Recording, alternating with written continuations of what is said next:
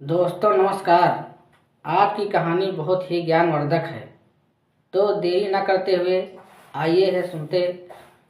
बहुत ही मार्मिक कहानी, आपको सुनकर बहुत ही आनंद आएगा। मित्रों, एक समय की बात है जब माता लक्ष्मी भगवान विष्णु से मिलने जाती हैं तो माता लक्ष्मी को देखकर भगवान विष्णु ने कहा, हे देवी, क्या बात है, आज आप अचानक मुझसे मिलने क्यों आई हैं? तब माता लक्ष्मी ने कहा, प्रभु, आज जब मैं पृथ्वीलोक पर भ्रमण कर रही थी तो मैंने देखा कि कुछ स्त्रियां गर्भवती तो होती हैं, किंतु समय से पहले ही उनका गर्भ गिर जाता है।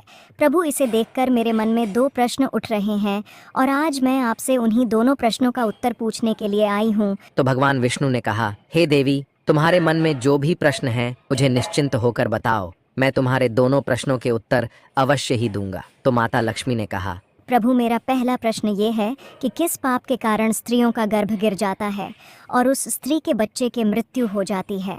और मेरा दूसरा प्रश्न ये है कि कौन सी स्त्री के भाग्य में पुत्र की प्राप्ति नहीं होती है और वो पूरा जीवन निसंतान रहती है। तो भगवान विष्णु मुस्कुराते हुए बोले, हे देवी, आज आपने इन प्रश्नों का उत्तर पूछकर संपूर्ण मानव जाति का कल्याण कर दिया है, किंतु इस प्रश्नों का उत्तर मैं आपको एक कथा के माध्यम से दूंगा और इस कथा को सभी स्त्रियों तथा सभी पुरुषों को अवश्य ही सुनना चाहिए, क्योंकि इस कथा को सुनकर आपको पता चल जाएगा कि किस श्राप के कारण स्त्रियों का गर्भ गिर जाता है तथा वो कौन सी स्त्री है जिसके भाग्य में पुत्र की प्राप्ति नहीं होती है और पुत्र की प्राप्ति के लिए उसे क्या करना चाहिए। तो माता लक्ष्मी ने भगवान विष्णु से कहा, आप कथा सुनाइए प्रभु, मैं कथा को पूरा मन लगाकर अंत तक सुनूंगी। तो कथा को सुनाते हुए भगवान विष्णु ने कहा, एक समय की बात है जब एक नगर में एक बहुत अधिक धनवान सेठ रहता था। वो इतना अधिक धनवान था कि उसके घर में किसी चीज की कोई कमी नहीं थी। उस सेठ की एक पुत्री थी जिसका नाम रूपवती था। रूपवती विवाह करने के योग्य हो गई थी। फिर उस सेठ ने सही मुहूर्त देखकर अपनी पुत्री रूपवती का विवाह उसी नगर के समीप एक दूसरे गांव में वैश्य के पुत्र के साथ कर दिया। फिर विवाह के बाद सेठ की पुत्री रूपवती अपने पति के घर में रहने लगती है। वो अपने पति के घर में हंसी खुशी से रहने लगती है और अपने पति से बहुत अधिक प्रेम करने लगती है। रूपवती की सास का नाम सुनंदा था। सुनंदा बहुत ही दुष्ट स्वभाव की थी। रूपवती अपने घर से दहेज में बहुत सारा सोना चांदी लाई थी, इसीलिए सुनंदा अपनी बहू रूपवती का झूठ मूठ का सम्मान करती थी और हमेशा उससे मीठी मीठी बातें करती रहती थी और रूपवती से अपने मायके से कुछ न कुछ लाने को कहा करती थी। रूपवती अपनी सास की बात मानकर अपने पिता से कहकर वह सोना चांदी, घोड़े, गाय, बैल, अनाज आदि चीजें मंगवाया करती थी और उसके पिता भी मना नहीं करते थे और सभी सामान दे देते थे, जिसके कारण रूपवती की सास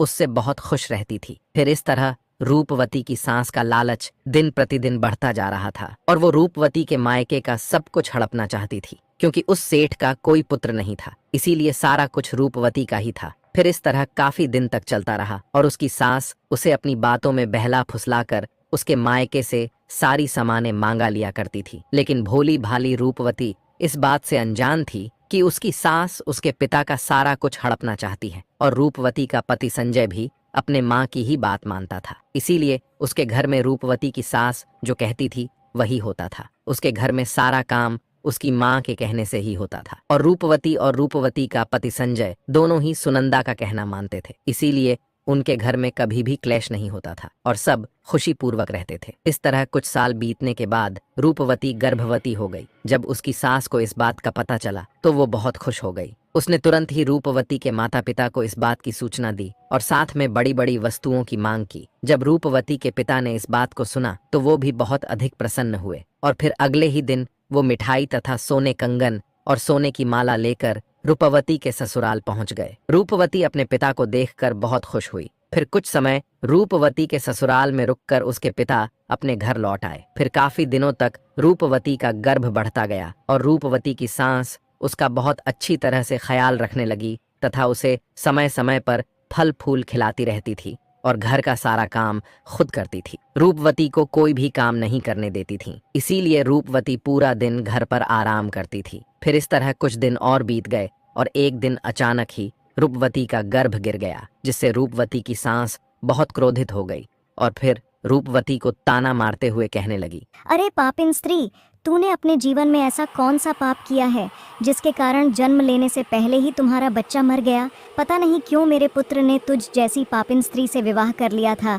मेरे बेटे का तो जीवन ही नष्ट हो गया। अपनी सास की ये बात सुनकर रूपवती बहुत दुखी होकर कहने लगी, सासू माँ, इसमें मेरा क्या दोष है? मैंने अपने जीवन में कोई पाप नहीं किया है, फिर भी पता नहीं क्यों मेरे साथ ऐसा हो रहा है। तब उसकी सास कहने लगी, अरे दुष्ट स्त्री, तूने जरूर अपने जीवन में घोर पाप किया है, इसी कारण तेरा गर्भ गिर गया है। फिर कथा को आगे बताते हुए भगवान विष्णु माता लक्ष्मी से कहते हैं, हे देवी, अब कथा को बहुत ध्यान से सुनना, क्योंकि यहीं से आपको पता चलेगा कि किस पाप के कारण स्त्री का गर्भ गिर जाता है। तो माता लक्ष्मी ने कहा, ठीक है। फिर उसी के बाद से रूपवती की सास उसे हमेशा ताने मारने लगी और घर का सारा काम भी उसी से कराती थी और खुद कोई भी काम नहीं करती थी। रूपवती की सास उससे इतना काम कराती थी कि रूपवती को अब सही से खाना खाने का भी समय नहीं मिलता था, और जब सब लोग भोजन कर लेते थे उसके बाद ही वो भोजन करती थी। वो अपनी सास के सामने आने से भी डरने लगी। फिर इस तरह कुछ महीने और बीत जाने के बाद रूपवती दोबारा से गर्भवती हो गई,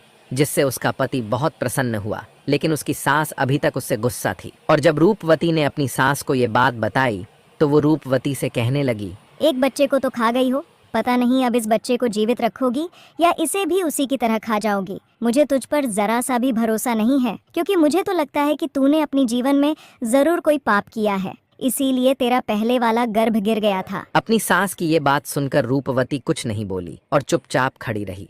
फिर धीरे धीरे रूपवती का गर्भ बढ़ता गया और गर्भवती होते हुए भी वो घर का सारा काम करती थी, लेकिन फिर भी उसकी सास को उस पर जरा सी भी दया नहीं आती थी। फिर इस तरह करते करते अब रूपवती के गर्भ को 9 महीने पूरे हो गए। अब बच्चे के जन्म होने का समय बिल्कुल नजदीक आ गया था। फिर रूपवती ने एक बालक को जन्म दिया, किंतु वो बच्चा कुछ बोल नहीं रहा था और न ही रो रहा था। फिर रूपवती ने देखा तो उसका बच्चा मरा हुआ था। अपने मरे हुए बच्चे को देखकर वो बहुत जोर जोर से रोने लगी। फिर जब रूपवती की सास को इस बात का पता चला तो वो बहुत गुस्सा हुई और रूपवती से कहने लगी, तू एक पापिन स्त्री है, तभी तेरा ये दूसरा बच्चा भी मर गया है। मुझे तो पहले से ही शक था कि तूने अपने जीवन में जरूर कोई घोर पाप किया है, इसीलिए तेरे साथ ऐसा होता है और इसीलिए तेरा ये पुत्र भी मर गया है। अगर तू मेरे घर में ज्यादा दिनों तक रहेगी तो तू मेरे भी घर का नाश कर देगी, इसीलिए अब तुझे इस घर में रहने की कोई जरूरत नहीं है। तो रूपवती कहने लगी, सासू माँ, अब मैं कहाँ जाऊँ? मेरे लिए तो मेरे पति ही सब कुछ है, मैं उन्हें छोड़कर कहीं नहीं जा सकती हूँ। मैं अपने पति से बहुत प्रेम करती हूँ, इसीलिए आप मुझे इस घर से मत निकालिए। मैं घर का सारा काम करूँगी और इसी घर के किसी कोने में पड़ी रहूँगी। आप जो भी काम कहेंगी मैं वो सब कुछ करूँगी, बस आप मुझे घर से मत निकालिए, क्योंकि मैं अपने पति के बिना एक पल भी नहीं रह सकती हूँ। तो उसकी सास बोली, अरे पापिन स्त्री, अगर तू अपने पति के बिना नहीं रह सकती तो कहीं पर जाकर मर जा, लेकिन अब तुझे मैं इस घर में एक क्षण भी नहीं रहने दूंगी। इतना कहकर रूपवती की सास रूपवती को धक्के मारकर घर से बाहर कर देती है। फिर रूपवती घर के बाहर बैठी रहती है, लेकिन उसकी सास ने घर का दरवाजा नहीं खोला। फिर वो घर के बाहर बैठकर अपने मन में सोचने लगी, अब मुझे यहाँ से अपने मायके ही जाना पड़ेगा। फिर इतना सोचकर वो अपने मायके चल देती है। तभी रास्ते में एक जंगल पड़ता है, तो वो जंगल में रास्ते से अपने मायके जा ही रही थी। तभी बारिश होने लगती है, तो वो एक पेड़ के नीचे बैठ जाती है।